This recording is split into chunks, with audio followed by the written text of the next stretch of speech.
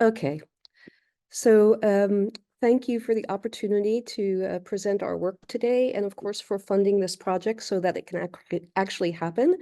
And I'm going to be talking about a different driver of an ataxia, which may be due to peroxisome abnormalities in peroxisome formation. And I'll introduce a few slides first about what peroxisomes are, since it's different from the two other talks in which we were learning about expanded repeats in genes that contribute to ataxias. So I am a medical and biochemical geneticist at the Montreal Children's Hospital. I'm also a senior scientist at the Research Institute of the McGill University Health Center, and I'm a professor in the Department of Human Genetics and Pediatrics. And this slide shows skin cells that are fixed to a glass slide and permeabilized with antibodies that can recognize peroxisomal membranes. And so what you can see is that there are hundreds of peroxisomes in every cell, and they're single membrane bound. And they're thought to be metabolic organelles that house enzymes involved in more than 50 pathways. And these enzymes change their variety depending on the environmental cues. So the composition of these organelles may be different in each tissue. And peroxisomes not only act alone, but they act as part of a community in the cell with other organelles. And they actually have contact sites that you can see here in yellow that contact with other organelles. So the endoplasmic reticulum, the mitochondria, the lysosome, the lipid droplets, and the nucleus, to name a few. And this allows peroxisome metabolites to shuttle to the different organelles, and also the different organelles to give metabolites to peroxisomes in order to regulate various pathways in the cells and responses to all of the interactions that occur. So understanding peroxisome biology, you can see, would have broader implications for understanding health and disease at a cellular and organ basis. And the diagram on the right shows these different metabolic pathways that are connected to the peroxisome, not only by the enzymes inside it, but how it interacts with other organelles as well. So in order to assemble a peroxisome, we need 13 PEX proteins, and PEX proteins are encoded by PEX genes, so it makes it very easy to remember. And there's a set of PEX proteins here, 16, 3, 14, and 19, that are required to make the membranes for the peroxisome itself. And these membranes, we know, come from the endoplasmic reticulum as well as the mitochondria. And then we have these pre-peroxisome vesicles that fuse, and the peroxisomes can also divide by fission, requiring a different PEX protein.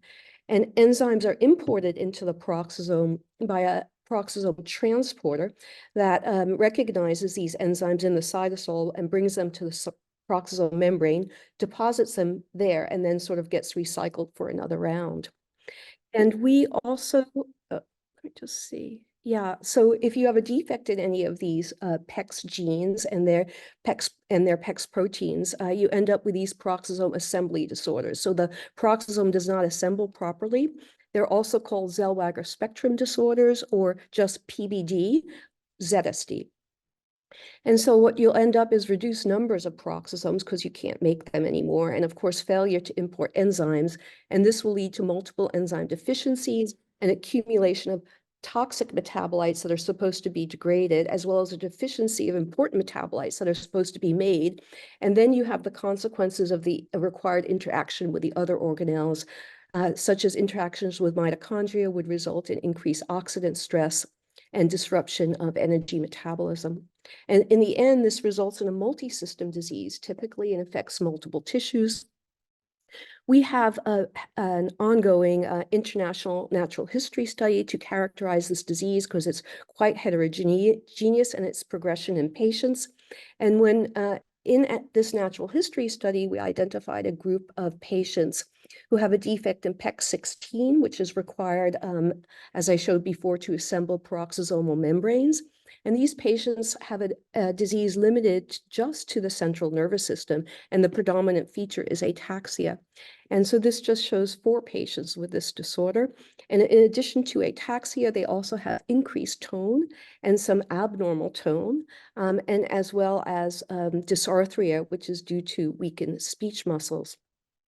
The one other system of their body that's affected is the eye, and they do develop cataracts around adolescence. So for all peroxisome biogenesis disorders, there's no therapy. And then the need in this PEX16 mediated disorder would be a therapy as well. And to enable them to improve their quality of life. But in order to develop a therapy, we need a model to try that therapy on, and there are no useful models to study and treat CNS abnormalities in PEX16 disease or in any patients with peroxisome biogenesis disorders. So the innovation of this project was to create a mouse model that we could use to test innovative therapies and to develop a novel gene therapy for this disorder, and then to investigate as well the relationships between the peroxisomes and other organelles to understand how they contribute as a neighborhood to the development of ataxia. And so the gene therapy, is a way of avoiding the details of the pathophysiology of the disease. So it's complicated, as you heard before. Disorders are complicated from their genetic defect to their actual clinical features. But a gene therapy bypasses the knowledge to some extent of knowing how the gene defect causes the disease by treating the root cause of that, which is correcting the gene. So in our first aim, we're going to create this PEX16 deficient mouse, and we're going to do this by a Cre-Lox technology to avoid the embryonic lethality that you also heard about before in the previous talk. And so when carrier mice are about 4 weeks old, we give them an injection of tamoxifen that inactivates the PEX16 gene in all their body cells. And then the disease develops over time, and we will monitor the mice. And this indeed mimics the human disease, where the disorder, the ataxia, is a progressive disorder that develops over time and becomes more severe. So we'll first evaluate the extent of the PEX16 inactivation in this mouse. And so we'll take a look at PEX16 RNA levels, protein levels, and take a look at the cellular functions of peroxisomes and their interacting organelles.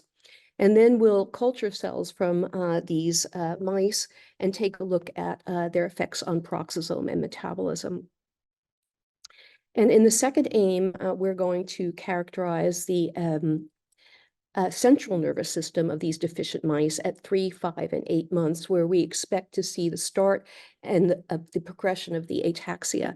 And we'll take a look at their motor coordination and balance on this Rotarod test, their cognitive functions on the Y-maze test, and their gait analysis on the catwalk. And then we'll take a look at their brain structures for loss of white matter and degeneration of axons, which is what we see on the brain MRI from the brain MRIs from these patients. We can also quantify peroxisome metabolites using mass spectrometry.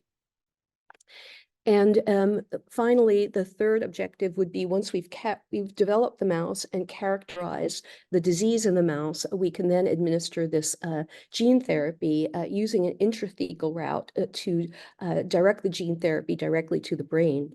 And this is called sort of a proof of principle preclinical efficacy study. And we'll actually develop an optimal dose of this gene therapy. The gene we're administering is the human gene, the human PEX16 gene to the mouse. And we expect that to be able to recover the mouse deficiency of PEX16 because the human and mouse genes are at least 99% identical. And so, and peroxisomes also, their functions have been conserved through evolution, and most human genes do rescue mouse models.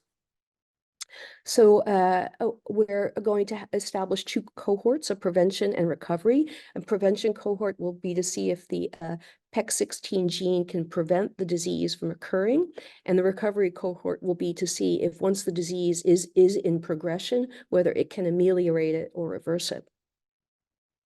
So the significant impact of this project is that a gene therapy could alleviate the central nervous system symptoms observed in these mice, which would then be translatable to patients who have this PEX16-mediated peroxisome assembly disorder. And then the key to the development of a central nervous system gene therapy could be used for other peroxisomal defects, since they all have the same underlying pathophysiology. And then this would encourage, of course, multidisciplinary research on hereditary ataxias by investigating what the contribution of the peroxisome is in causing the symptoms of ataxia. And then this could serve as a pilot gene therapy program also for other forms of ataxia. So with that, I'll end my talk. I'm thankful to all of the people in my lab over the years. I want to point out that Heidi McBride is going to collaborate on this project in investigating the peroxisome connections to the mitochondria, which she has contributed a great deal of innovative knowledge. And Ryan Butler is at University of Texas Southwest, a gene therapy core, and he will be engineering and giving us the gene therapy vectors. Amir Zuberi is a leader at the Jackson Labs, which is a mouse facility in Maine, and he will be helping us with the mouse model. And also this mouse model will go back to a collection for all researchers to be able to use and explore similar questions as well. So with that, I thank you for listening, and I'm open to any questions at the end. Thank you.